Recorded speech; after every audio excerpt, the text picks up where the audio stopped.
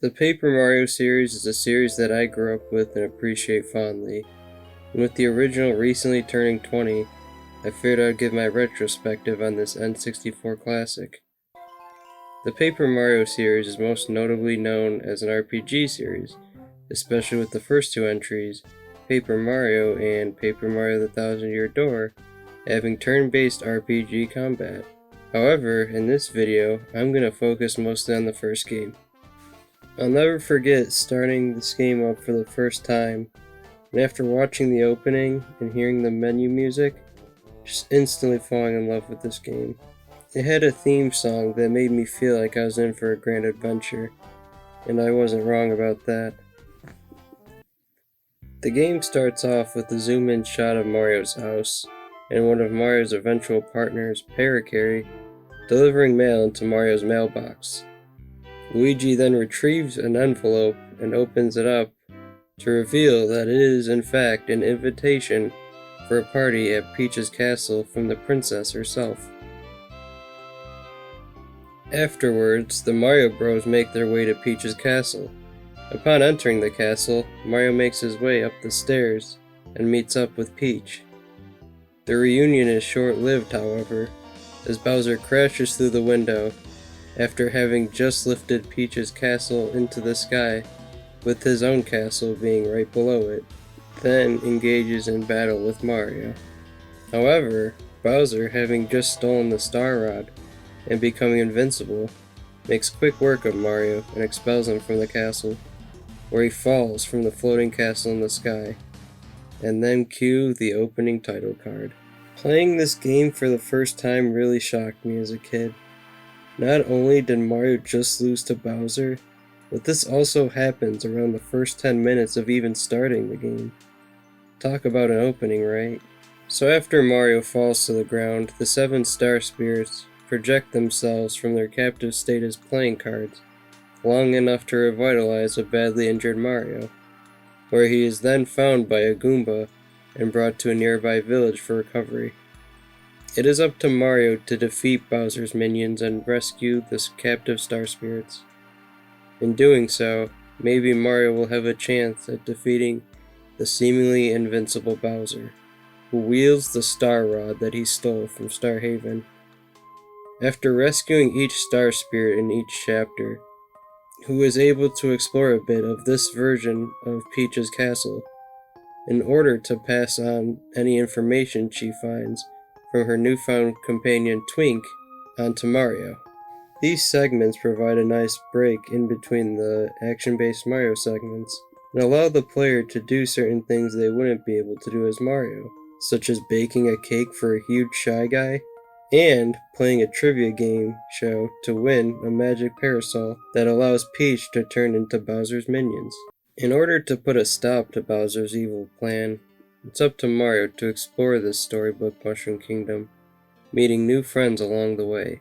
These new friends play a big role in helping Mario to meet his end goal of saving the Star Spirits, with each new Star Spirit providing unique abilities upon being freed.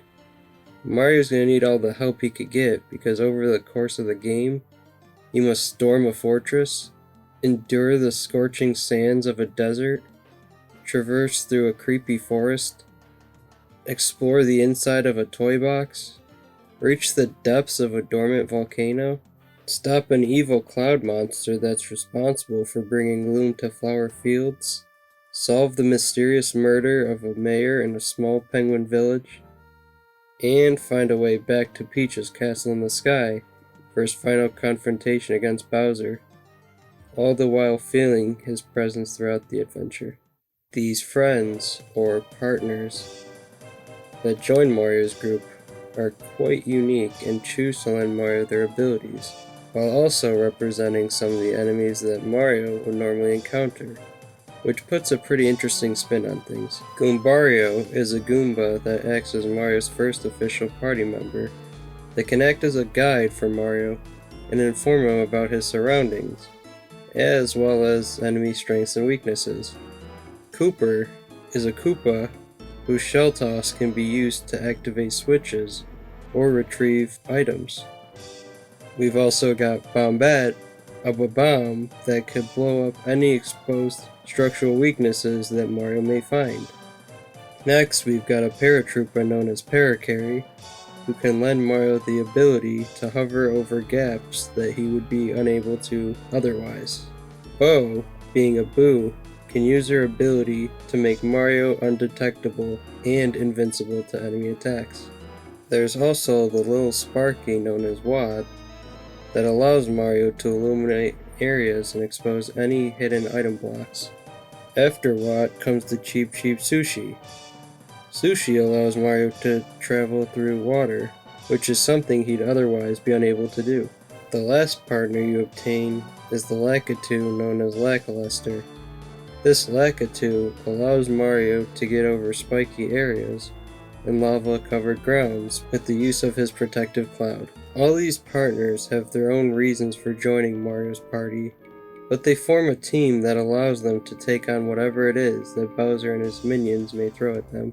What I found so fascinating about the partners in this game is that they're able to interact with Mario outside of the combat system as well, and help him explore his environment by providing their own abilities to help him do so. They're used a lot during the game, with each partner being switched out for another, whenever that partner's abilities might be most useful in helping Mario to progress. Unlike the more recent Paper Mario titles, such as Color Splash and Origami King, the first two Paper Mario games allowed for Mario to level up 3 different aspects: HP, short for Heart Points, FP, or Flower Points, and thirdly BP, or Badge Points. 100 star points are required for each time Mario levels up, and the player is able to decide which stat Mario levels up with. The max level Mario can reach in this game is capped at 27, which means the player can only achieve up to a max of 50 HP, 50 FP, and 30 BP. Each stat is important and can be leveled up to suit the player. If you find yourself low on health often, you can level up Mario's HP more. If you find yourself using a lot of Mario's badge abilities in battle, you can level up Mario's FP. Or if you want to use more badges during battle, you can level up his BP. What I like about the leveling up system in this game is the sense of progress it makes you feel. Each time you level up, you feel that Mario's gotten stronger, and feel that much more confident for when you take on Bowser in the final battle. The combat system in this game is turn-based, which means Mario and his partner make a move, then the enemies go on the attack. In order to defeat these enemies, Mario is able to use items to attack them, as well as using a jump or hammer attack, with Mario being able to use more varied attacks with the more badges he equips. It allows the player a bit of freedom, as with the badges that Mario obtains on his adventure, can be used to give Mario a different moveset, which can be changed strategically before each battle if need be. These badges have a wide range of abilities, but equipping them takes up BP. Many badges take up a different number of BP depending on their usefulness. These badges can do things in battle such as allow Mario the chance to charge up his attack, quake the earth, jump on enemies multiple times, or make overworld changes to Mario's abilities, such as giving him a longer spin range. While BP is important for equipping badges in the first place, FP is also important to consider too. For badges that can be used in battle, they cost a certain amount of FP, so it's important to consider leveling up FP if you find yourself using a lot of badge-equipped attacks on enemies. It might sound like a lot at first, but it's pretty easy and feels rewarding after you get used to it, at least in my opinion. If you're ever low on HP, FP, and or star power, you can always rest at a local Toad House to restore these stats for free, or use any items in your inventory between or during battles that can do that as well, such as mushrooms for HP or drinks for FP. Throughout the game, the experiences you're able to have make you feel like you're getting stronger and really making progress.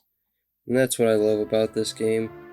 Each time you level up, get new badges, and complete a chapter, you feel like you're making significant progress and really preparing Mario for the final battle against Bowser.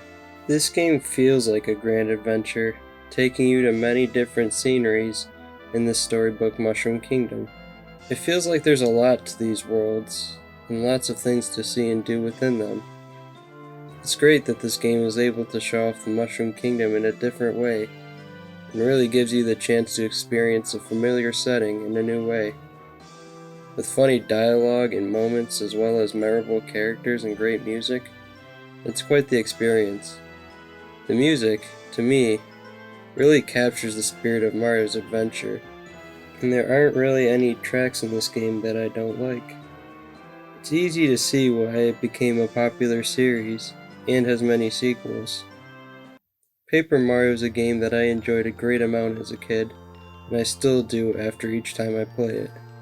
As most people know, the title of Paper Mario in Japanese is Mario's Story. I feel both titles do a good job of conveying what the game is about.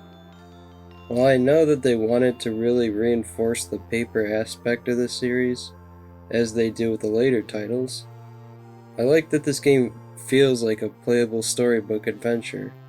I like the paper aesthetic it has, since it feels like such a simple yet unique idea. I can't picture this game being done any other way.